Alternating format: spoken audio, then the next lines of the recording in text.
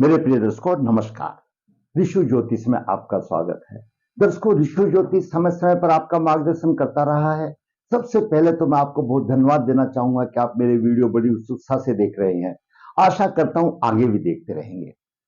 दर्शकों, आज के इस महत्वपूर्ण वीडियो में हम एक स्त्री जातिक लड़की, बिटिया, अनमैरिड, जो अभी शिक्षा पूरी करके और जरूरी बात है अपने व्यवसाय की तलाश में है।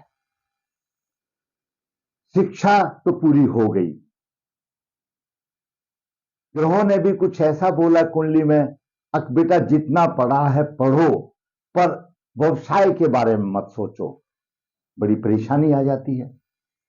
आज का युग तो हमारे बच्चे पढ़ते इसीलिए हैं कि पढ़ लिख करके कुछ व्यवसाय करें, और सबकी उम्मीदें होती हैं कि अच्छा व्यवसाय मिले, अपनी जितनी उसने शिक्षा ग्रहण की है उसके औसतन में, उसके अनुरूप में उसको व्यवसाय मिले। हर बच्चा चाहता है। और सबसे ज्यादा परेशानी तो उस टाइम पर होती है दर्शकों, जब उसके साथ वाले बच्चे तो लग जाते हैं कहीं ना कहीं और वो रह जाती है। तब विचार सोचने में आता है कि आखिर क्या है जो मेरे सभी फ्रेंड लग गए, और बड़ी हीन भावता आ जाती है। आप थोड़ी सी देर के लिए विचार करके देखो, आप भी ऐसा ही कहोगे जैसा मैं कह रहा हूं। उसका लड़का लग गया, उसका लड़का लग गया, उसका लड़का लग गया, बड़ी परेशानी आ जाती है, चिंता का वातावरण बन जाता है, हीन भावना आ जाती है। आखिर फिर उसको किसी पंडित जी के पास या किसी ज्योतिषाचार्य के पास या किसी जो कुंडली के बारे में जानता है उसके पास भाग दौड़ करने के अलावा कोई नहीं है। ये मैंने अपने अनुभव में देखा है दर्शकों, कि कोई भी आदमी जब परेशानी में आता है जब भी कुछ सहारा ढूंढता है, जब भी कुछ सहारा ढूंढता है। चिकित्सा में भी जब मैं बता देता हूं, लास्ट में डॉक्टर भी ये कह देता है अब तो भगवान ही जानता है। और जब बीमारियां ठीक नहीं होती तो घर में खुशमुश चलती है, और किसी पंडित जी से पूछ लो क्या कहती है इसकी कुंडली, कोई पितृदोष तो नहीं है, कोई क्या है। यानी सब ये बातें बाद में बनती हैं और शुरू में कोई नहीं बनती। और दर्शकों, ज्योतिष एक ऐसा प्रकाश है, इसमें इंजेक्शन नहीं है भाई लगाया तुरंत फायदा हो गया। इसके तो पीछे कुछ साधनाएं करनी पड़ती है, कुछ उपाय करने पड़ती हैं, और वो भी अगर परमात्मा खुश हो जाए तभी तथास्तु बोलता है। नहीं है तो साफ कहा गया है कि जैसा बोओगे वैसा काटोगे। जो भी प्राणी इस धरती पर आया है, चाहे जीव जंतु हो, पुरुष हो, स्त्री हो, कोई भी हो, वह अपने पूर्व जन्म के कर्मों का फल लेकर के आया है और उसको भोगना है।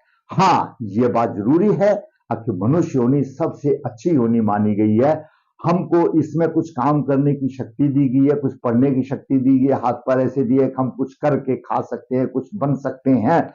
इसमें हमारे शास्त्रों ने उपाय भी उन अशुभ दोषों के बताए हुए हैं। अगर वो उपाय शास्त्रों के अनुसार कर लिए जाए तो भगवान उस उपाय ऐसा समझो जैसे वकील, तो भगवान तथास्तु भी बोल सकते हैं। बोलेंगे तभी जब उन उपायों से आपका पूर्व जन्म के कर्मों का पाप धुल जाएगा, तभी हमारे भगवान तथास्तु बोलेंगे। नहीं दर्शकों, वैसे नहीं बोलने वाले। और हमारे पास यही एक विकल्प रह गया है उपाय करने के लिए। तो दर्शकों, ऐसी कन्या की कुंडली के विश्लेषण में हम विचार करेंगे। शिक्षा तो बहुत है, पर व्यवसाय के नाम पर कुछ मत बोलो। आज उसी का जन्म है, 24/2/1995 का जन्म है। कृष्ण पक्ष 10 को हुआ, मूल चरण 4, गणमूल नक्षत्र होता है। स्वप्न में भी सुख नहीं, व्यवसाय की हानि, पर्व पितृदोष, दुर्धरा योग से कुछ राहत है। दुर्धरा योग बताएंगे कैसे बनता है, उससे थोड़ी राहत है। दर्शकों, पहले हम 2 मिनट कुंडली के बारे में बात कर लेते हैं। जन्म के समय पर वृश्चिक लगन उदय हुआ। वृश्चिक लगन के 6 डिग्री 44 अंश है, और लगन में गुरु 19 डिग्री 39 लेकर के विराजमान है। द्वितीय भाव में धनु राशि में शुक्र 29 डिग्री विराजमान है, वहीं पर चंद्रमा 11 डिग्री है। तृतीय भाव में बुध मकर राशि में 15 डिग्री विराजमान है। चतुर्थ भाव में कुंभ राशि में सूर्य 11 डिग्री 53 मिनट लेकर विराजमान, वहीं शनि कुंभ राशि का स्वामी 20 डिग्री लेकर विराजमान है। अस्त है, सूर्य से शनि अस्त है, चतुर्थ भाव का शनि अस्त है। छठे भाव में मेष राशि में केतु 15 डिग्री साधन है, वहीं पर नवम भाव में मकर राशि कर्क राशि में मंगल, लग्नेश मंगल है, नीच राशि में है परंतु वक्री है। ऐसा सिद्धांत बताता है कि वो उच्च जैसे फल देगा। वैसे भी लग्नेश का वृश्चिक लगन में अगर यहां पर मंगल नीच का है तो इतनी कोई तकलीफ वाली बात नहीं, थोड़ी बहुत छुटमुट तो सबको होती है, इतना कोई ज्यादा अशुभ वाली बात नहीं बनती। हाँ, वो बात अलग है, थोड़ी बीमारी दे सकता है क्योंकि छठे भाव का स्वामी है। द्वादश भाव में तुला राशि में राहु 15 डिग्री लेकर माने यह ग्रहों की स्थिति रही। आपका लगन कोई भी हो, यह लगन का भाव है, द्वितीय भाव, तृतीय भाव, चतुर्थ भाव सुख का भाव, पंचम शिक्षा का, छठा रोग शत्रु का, सप्तम भाव रोजगार और जीवन साथी का, अष्टम भाव दुख का, नवम भाव भाग्य का भाव है और दसम भाव व्यवसाय में प्रतिष्ठा पिता के सुख का भाव है, एकादश भाव आमदनी का, द्वादश भाव खर्च का भाव है। यह हमेशा बताते हैं, कोई नया जातक हो तो उसको भी समझ में आना चाहिए। आज का मुख्य बिंदु है चतुर्थ भाव पर भारी प्रभाव। ये चतुर्थ भाव है, इसके ऊपर भारी प्रभाव, क्योंकि चतुर्थ भाव माता का भाव है, सुख का भाव है और भूमि मकान का भाव है। इस भाव पर भारी प्रभाव, सुख की हानि। दूसरा मुख्य बिंदु है चतुर्थ अंक की हानि। काल पुरुष की कुंडली में चतुर्थ भाव बनता है 1 2 3 4, चतुर्थ अंक की हानि। और हमारे जो शरीर में चतुर्थ अंक हमारे छाती से संबंधित माना गया है। कर्क राशि समझो, कर्क राशि से संबंधित बात मानिए, चतुर्थ कर्क राशि, उसमें भाव क्या कहता है, आपकी कुंडली में भाव क्या कहता है, जो भी भाव आया आपकी कुंडली में भावेश क्या कहता है, और चतुर्थ भाव का कारक चंद्रमा है और कर्क राशि क्या कहती है, उसके भी विचार करेंगे। व्यवसाय की हानि और धुर्धरा योग क्या है वो भी विचार करेंगे। दर्शकों, वृश्चिक लगन वाले जातक हो या जातिका हो, मंगल सेनापति की राशि है, इसके स्वामी है। काल योग की अष्टम राशि होने के बाद पितृदोष तो माना गया, लेकिन उग्र स्वभाव तो होता है, लेकिन वो उग्रता ग्रहों के अनुरूप होती है। अगर उसमें अच्छे ग्रहों का हो तो बहुत ही अच्छी बात है, कोई उग्रता नहीं होती, ग्रहों का प्रभाव होता है, वैसी प्रकृति होती है, प्रिय होते हैं। ये अनुशासन से विपरीत बात को हजम नहीं कर सकते और तुरंत भड़क जाते हैं। लग्नेश नौ भाव में कोई भी कुंडली का लगन का स्वामी अगर लग्नेश नौ भाव में होगा, साधारण तौर पर वह अपनी मित्र राशि में होता है, विद्वान होता है, बुद्धिमान होता है, उसकी मित्रता बड़े बड़े लोगों से होती है, समाज में मान सम्मान मिलता है। लग्नेश नौ भाव में नीच राशि में वक्री है, उच्च जैसा फल देगा। चतुर्दृष्टि से द्वादश भाव को देखेगा तो खर्च भी अधिक होगा और सप्तम दृष्टि से पराक्रमी होगा, तो तीसरे भाव को देख रहा है, पराक्रम की कोई हद नहीं होगी। इस जाति का तीसरा भाव बहुत ही बलवान है और लग्नेश भी देख रहा है और मित्र बुध भी वहां पर बैठा हुआ है, तीसरे भाव बहुत बलवान है। इस जातिका ने जहां पर भी पेपर लिखा है, गेट थ्रू हो गई, अच्छे रिजल्ट आते हैं, पास तो हो जाती है, लेकिन आगे कुछ नहीं बात बनती। तो दर्शकों, पराक्रमी होगा। अष्टम दृष्टि से मंगल यहां पर शत्रु राशि को देख रहा है, यहां पर नेगेटिव प्रभाव दे रहा है, नकारात्मक प्रभाव दे रहा है। मंगल लग्नेश है, लेकिन क्या शनि भी है, सूर्य भी है, यहां पर आप मंगल का इसमें नकारात्मक प्रभाव दे रहा है। भूमि मकान की सुविधा में लग्नेश होते हुए भी कम दे रहा है। अब बात करते हैं चंद्रमा की। चंद्रमा भाग्य भाव का स्वामी है, द्वितीय भाव में है, धन और कुटुंब का सुख मिलता है। धुर्धरा योग बन रहा। धुर्धरा योग दर्शकों क्या होता है, चंद्रमा के दोनों तरफ अगर शुभ ग्रह हो तो वह धुर्धरा योग माना जाता है, और कुंडली में कितने भी अशुभ योग हो वह उसको कहीं ना कहीं जीने का सहारा उसको मिल जाता है, कोई दिक्कत नहीं आती। चंद्रमा को बल मिल जाता है और हर प्रकार के सुख, धन, वाहन आदि मिल जाते हैं, ऐसा हमारे पराशर जी का कहना है। उनके चंद्र अध्याय में 39 में उसका जिक्र आता है। अब चंद्रमा से दोनों तरफ शुभ ग्रह हो, चंद्रमा से पीछे भी गुरु है और आगे भी बुध है, दोनों तरफ है, चंद्र लगन को बल मिला हुआ है, तो धुर्धरा योग मिला है। ऐसे जातक को बाकी कहीं से भी नकारात्मक प्रभाव मिले, फिर भी कैसे न कैसे गुजारे लायक सुख और धन कहीं ना कहीं से परमात्मा दे देता है। वो योग ऐसे होते हैं कुंडली में, किसी के में भी उन योगों द्वारा लक्ष्मी उनके पास आ जाती है और कुछ ना कुछ काम चल जाता है। और इसके साथ में अच्छे और योग हो तो सोने पर सुहागा हो जाता है। अब बात करते हैं बुध की। दर्शकों, बुध एकादश भाव का स्वामी, अष्टम भाव का स्वामी और तीसरे भाव में है।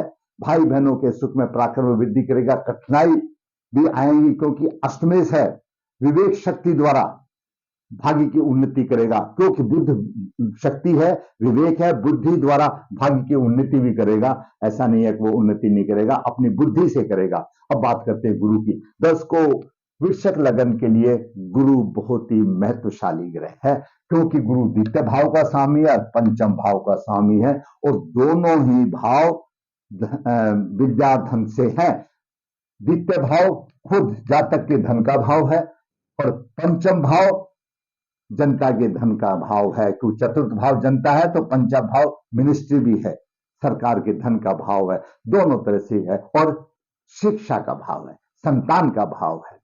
बुध लगन में बैठ गया, गुरु लगन में बैठ गया। लगन में गुरु जब जिसके भी होता है, हमारे शास्त्र के लोग, हमारे शास्त्र, हमारे विद्वान, हमारे ज्योतिषगण, हमारे शास्त्र, हमारे पुराण सभी ये कहते हैं कि लगन में जब गुरु बैठता है तो ऐसा बालक सर्वगुण संपन्न होता है। दर्शकों, गुण एक अलग चीज है और बाकी उसको दैनिक व्यवसाय में तकलीफ जो होगी वो एक अलग चीज है। गुण की परिभाषा अलग है। तो जब लगन में गुरु होता है तो सर्वगुण संपन्न होता है, क्योंकि गुरु 3 दृष्टि से देखता है अपनी जगह पर। पंचम दृष्टि से पंचम भाव को देखेगा, सप्तम दृष्टि से सप्तम भाव को, और नवम दृष्टि से भाग्य भाव को देखता है। और भाग्य भाव में कर्क राशि है, भाग्य को ऊंचा उठाती है, भाग्य को ऊंचा उठाती है। और मंगल को देख रहा है, अपनी नवम दृष्टि से मंगल को देख रहा, विख्यात राजमंत्री, विद्वान, दानी, परंतु भोगहीन बनाएगा, उसको किसी प्रकार का भोग नहीं मिलता। दानी बन जाएगा, दानी भी बन जाएगा, विद्वान भी बन जाएगा, लेकिन भोगहीन बनेगा। ये हालत है। बाकी सारी चीज होते हुए वो भोगहीन रहेगा, किसी वस्तु का भोग नहीं कर पाएगा। अजीब अजीब स्थिति है। जैसा कि ज्ञानी पुरुषों में होता है, उनको भोग से कोई मतलब ही नहीं होता है, उनको भोग से मतलब ही नहीं होता है। तो यहां पर गुरु इस तरह का देगा और बालक बेफिक्र होता है, क्योंकि ऐसा गुरु उसको, अगर आपके लगन में मिथुन राशि में भी होने दो, तुला राशि में होने दो, वृश्चिक राशि में होने दो और कुंभ राशि में भी होने दो, तो एक किस्म से वो बालक ऐसा डोंट वरी हो जाता है, बेफिक्र हो जाता है। थोड़ी आर्थिक तंगी तो कह सहनी पड़ती है, परंतु ऐसे जातक का व्यवहार, ऐसे जातक का आचरण, ऐसी लड़की का आचरण, ऐसा व्यवहार बहुत ही मधुर और सबसे प्रेमपूर्ण होता है और अच्छी चरित्रवान होती है। क्योंकि गुरु देख रहा है, यहां भी देख रहा है, सप्तम भाव में भी देख रहा है, नवम भाव में भी देख रहा है, और लगन में गुरु बलवान हो जाता है। अब बात करते हैं शुक्र की। शुक्र दर्शकों सप्तम भाव का स्वामी, द्वादश भाव का स्वामी और द्वितीय भाव में है। धन एवं कुटुंब में थोड़ा सा कमी भी होगी, और लेकिन लाभ को भी खींचेगा कहीं ना कहीं से, क्यों शुक्र खर्चीला बनाता है, तो खर्च कहीं ना कहीं से वो खींच लेता, अधिक खर्च कर लेता, अपनी चतुराई से धनी भी बन जाता है। सप्तम दृष्टि से अष्टम भाव को देख रहा है, गड़ा हुआ धन भी वो खींच लेता है, कहीं ना कहीं से मिल जाता है, परेशानी तो आती है। अब बात करते हैं शनि की। दर्शकों शनि तृतीय भाव का स्वामी और चतुर्थ भाव का स्वामी है यहाँ पर, और मंगल के लिए अकारक है, शत्रु है।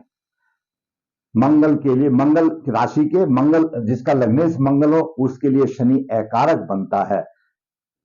घरेलू सुख देना चाहिए, अपनी राशि में है, देना चाहिए, लेकिन अस्थय कहां से देगा, अस्थय कहां से देगा? घरेलू सुख, माता से मतभेद होगा। तीसरी दृष्टि से यहां पर शत्रु भाव को देख रहा है, शत्रु के पक्ष से भी उसको परेशानी मिलेगी, अशांति रहेगी। सप्तम दृष्टि से शत्रु की दृष्टि को देख रहा है, तो यहां पर शनि भी अशुभ प्रभाव देगा, क्योंकि शनि नहीं चाहेगा कि मंगल की राशि की, मंगल के लगन की ग्रोथ हो। या तो ये एक जल सी होती है सभी जगह, अब वो शनि नहीं चाहेगा अब इस लगन की ग्रोथ हो, जब यहां पर भी अशुभ प्रभाव देगा, और शनि दसम दृष्टि से यहां पर भी अशुभ प्रभाव देगा, और पीड़ित शनि है, पीड़ित शनि का अशुभ प्रभाव ही होगा। सूर्य के उसकी 9 डिग्री का फर्क है, अस्त है लेकिन 20 डिग्री है, पीड़ित शरीर कहीं ना कहीं तो देगा, कहीं ना कहीं तो मार खाएगा। ऐसा आप समझ लो, जब अगर किसी सांप को छेड़ दिया जाता है तो गुस्से में होता है, तो सांप का पहला काम यह होता है, मैं तो मर ही रहा हूं लेकिन किसी ना किसी को मार के चलूं। वो यहीं पर बात हो रही है। पीड़ित हो गया शनि, वो क्यों देगा इस राशि को लाभ, क्यों देगा, क्यों लगन को ऊंचा बनाएगा, परेशानी देगा। आगे बात करते हैं राहु की। दर्शकों, राहु द्वादश भाव में है। द्वादश भाव में खर्चा आदि, चिंता का शिकार होगा, बाहर से कठिनाई का उसको सहन करना पड़ेगा। पंचम दृष्टि माता के भाव में, माता से अनबन रहेगी, सुख की कोई आशा नहीं। सप्तम दृष्टि यहां पर छठे भाव में है, पेट में रोग होंगे। और नवम दृष्टि यहां पर है, आयु अच्छी होगी। अब बात करते हैं केतु की। केतु दर्शकों छठे भाव में है, शत्रु पक्ष में प्रभाव होगा, परिश्रम होगा, पिता से मतभेद होगा, पंचम दृष्टि से मतभेद होगा, खर्चा होगा और द्वितीय भाव की हानि होगी और यहां पर चंद्रमा पीड़ित हो जाएगा। यह प्रभाव मैंने सभी ग्रहों का बताया। अभी देखते हैं दर्शकों चतुर्थ भाव पर भारी प्रभाव। चतुर्थ भाव पर शनि अपनी राशि में है, सूर्य ने अस्त किया, मंगल की अष्टम दृष्टि है, तो यानी शनि पर सूर्य का भी प्रभाव है और मंगल का भी प्रभाव है। अभी यहीं तक सोचिए। दूसरी तरफ और सोचते हैं, राहु द्वादश भाव में है। राहु द्वादश भाव में है और राहु का भी यहां पर अशुभ प्रभाव सूर्य पर भी आ गया और शनि पर भी आ गया। ज्योतिष का सूत्र के मुताबिक तो राहु और सूर्य शनि जहां पर भी अशुभ प्रभाव देंगे, क्योंकि इस कुंडली के लिए राहु और शनि अशुभ है। सूर्य तो दसम भाव का स्वामी कारक है, तो सूर्य, राहु ने और शनि ने सूर्य को भी पीड़ित कर दिया। ये भी अंदर बेशक अस्त हुआ लेकिन पीड़ित तो हुआ। राहु से सूर्य भी पीड़ित हुआ, अस्त होकर के भी शनि से सूर्य पीड़ित हुआ, तो सूर्य भी पीड़ित हुआ और राहु ने सूर्य को भी पीड़ित किया और पूरे चतुर्थ भाव को पीड़ित किया। इस प्रकार चतुर्थ भाव में सूर्य शनि का विषयोग यहां पर है, मंगल उसमें घी डाल रहा है ताकि विषयोग और प्रबल हो, लगने होते हुए भी लेकिन मजबूर है, तो शत्रु राशि है, थोड़ा बहुत देगा, वो एक शत्रुवत देगा, वो तो एक अलग बात है, लेकिन प्रतिष्ठा वाली बात तो नहीं है। राहु माचिस लेकर के आग लगा रहा है, तो यानी 4-5 प्रभाव इसमें इकट्ठे हो गए। मंगल लग्नेश होते हुए थोड़ा सा भाव का फल तो दे देगा, मान लिया, लेकिन शनि को तो पीट देगा, शनि के साथ तो दुश्मनी होगी उधर, लेकिन राहु सूर्य को भी नहीं छोड़ेगा। तो कुल मिला के सारांश ये हुआ, ये बहुत ही गहन अध्ययन है। अब चतुर्थ भाव पीड़ित हो गया, चतुर्थ भाव पर भारी प्रभाव हो गया। ये झगड़ते रहो, दो सांड झगड़ा करेंगे लेकिन जो बीच में पौधे आ जाएंगे उनका नाश होगा। बीच में पौधा, तो ये लड़की आ गई बेचारी, इसके सुखों की हानि हो गई, कोई फायदा नहीं हुआ इससे हानि का, तो सुख की हानि होगी। अब बात करते हैं चतुर्थ अंक की। चतुर्थ अंक जैसे हमने बताया छाती से करक से लिया जाता है। चतुर्थ अंक की हानि, भाव पीड़ित, भाव पीड़ित है, भाव का स्वामी पीड़ित है। ज्योतिष में भाव पीड़ित है, भाव का स्वामी पीड़ित है। मंगल रोगेश भी है। मंगल की मूल त्रिकोण राशि मेष राशि छठे भाव में है, लग्नेश होते हुए जहां पर भी बैठेगा रोग देगा मंगल। यहां पर जंगा में रोग देगा तो छाती में भी रोग देगा। और मंगल की यहां पर दृष्टि पड़ रही है, अष्टम दृष्टि, शनि को भी पीड़ित कर रहा है, यहां पर पाप प्रभाव हो गया और यहां पर चतुर्थ भाव पीड़ित हो गया। ऐसे जातक, और वैसे ही सूर्य शत्रु राशि में आकर के हृदय रोग देने वाला है। ज्योतिष सिद्धांत के हृदय रोग हो गया, फेफड़ों से संबंध यानी छाती से कुछ भी संबंध हो, जो कि शुरू में ही लक्षण दिखाई दे जाते हैं। पहले खांसी होगी, नजला होगा, साइनस होगी और उसके बाद में पूरा पहाड़ बन जाता है। तो ये पहले से ही लक्षण दिखाई दे जाते हैं और ऐसा है भी। तो चतुर्थ भाव पीड़ित हो गया, चतुर्थ भाव पीड़ित होगा, भाव का स्वामी शनि भी पीड़ित हो गया। उसके बाद चंद्रमा चतुर्थ भाव का कारक है, चंद्रमा पर भी केतु की दृष्टि आ गई, चंद्रमा भी कहीं ना कहीं पीड़ित हो गया। और कर्क राशि में मंगल है। मंगल मान लिया नीच का है, वक्रिय उच्च का हो गया, लेकिन मंगल है तो छठे भाव का स्वामी, लग्नेश पूर्व से जहां पर भी देगा तो कहीं ना कहीं पूरा ही अशुभ प्रभाव है। ऐसे बालक को अभी थोड़ा सा शुरू हुआ है, आगे जाकर के तीव्र रोग धारण कर लेगा। अभी से उसको अपना देख रेख पूरा करना चाहिए। व्यवसाय की हानि। दर्शकों, व्यवसाय, गुरु सप्तम भाव को देख रहा है, प्रभाव देगा रोजगार में, लेकिन प्रतिष्ठा तो यहां मिलनी है। यहां पर शनि अशुभ दोष बना रहा है और दसम भाव के सूर्य को पीड़ित कर रहा है, तो कहां से प्रतिष्ठा मिलेगी। राहु ने दोनों को पीट दिया, मंगल ने यहां पर पीट दिया, तो इसका असर, जो पीड़िता का असर है, वही यहां पर जाएगा। तो हैंड टू माउथ तो सब होते हैं, भूखा तो कोई नहीं मरता, भगवान उतारे, लेकिन प्रतिष्ठा खत्म हो गई। जिस लड़की ने एमएससी पास किया, एमएससी करने के बाद उसने बीएड सीएड सब पास कर लिया, और आप सोचो वो एक 10,000 की नौकरी अगर करे किसी स्कूल में जाकर के, तो उसके अनुरूप तो वो व्यवसाय नहीं हुआ, प्रतिष्ठा तो मिली नहीं। यही प्रतिष्ठा रही। मैंने उससे पहले भी आपको 1-2 वीडियो में बताया था, ये गेस्ट टीचर वाली बात हो गई, क्योंकि प्रतिष्ठा मिलेगी कहां से, प्रतिष्ठा यहां गुम होगी। उसके साथ साथ चतुर्थ अंक जातिका का, उस गुड़िया का चतुर्थ अंक भी जवाब देगा। हमने उसको बता दिया, अभी से प्रकाशन रखो, फायदा हो जाएगा।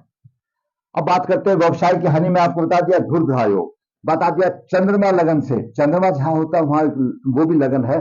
चंद्रमा से द्वादश गुरु और द्वितीय बुध, चंद्रमा से दोनों तरफ शुभ ग्रह हो तो धुर्धा योग बनता है। ये कितने भी विकल समस्या हो, उसमें फिर भी धन और धन वाहन के योग ऐसे बालक के बन जाते हैं।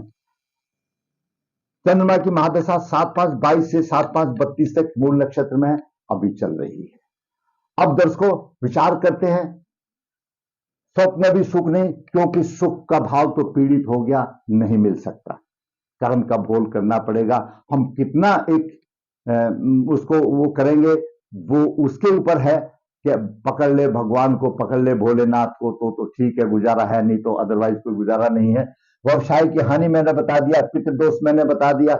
जब सूर्य पर राहु का प्रभाव आ गया, कारक ग्रह पर प्रभाव आ गया, तो अपने आप पीड़ित हो गया, चंद्रमा केतु से पीड़ित हो गया। और दर्शकों देखो, इसके तीनों लगन पीड़ित हैं। हमारे ज्योतिष में 3 लगन हम मेन मानते हैं, एक लगन, दूसरा चंद्र लगन, दूसरा सूर्य लगन।